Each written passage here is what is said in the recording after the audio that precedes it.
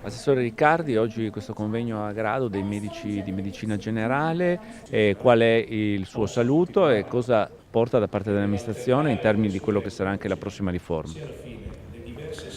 Beh, ci sono molti temi sul tappeto. Intanto abbiamo ricostituito il tavolo nel quale si devono rinegoziare gli accordi con i medici di medicina generale.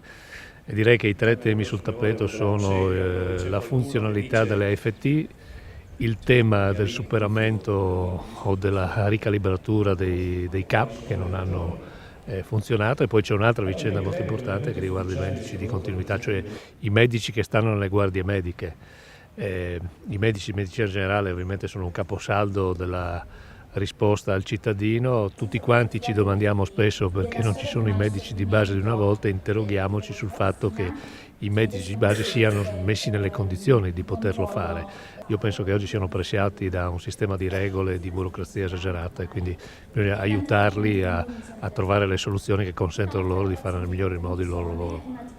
È emerso anche nei giorni scorsi un allarme per quello che sarà il numero di medici sul territorio, anche di medicina generale. In questo senso la Regione ha fatto già delle stime, come intende intervenire? Questo è un tema che non riguarda la Regione, riguarda l'intero Paese, quindi è chiaro che noi dovremmo accelerare quelle che sono le procedure che consentano di avere una risposta in termini più brevi, ma il tema delle disponibilità delle professionalità mediche è un tema che riguarda l'intero Paese, e col Ministro della Salute stiamo cercando di modificare quelle regole che anche lì impongono una burocrazia che è addirittura inspiegabile. Questo va fatto anche con un rapporto con l'università, e modificando quelle regole che oggi impongono un'attività che una volta non c'era, e mi pareva che insomma, le cose funzionassero un po' meglio.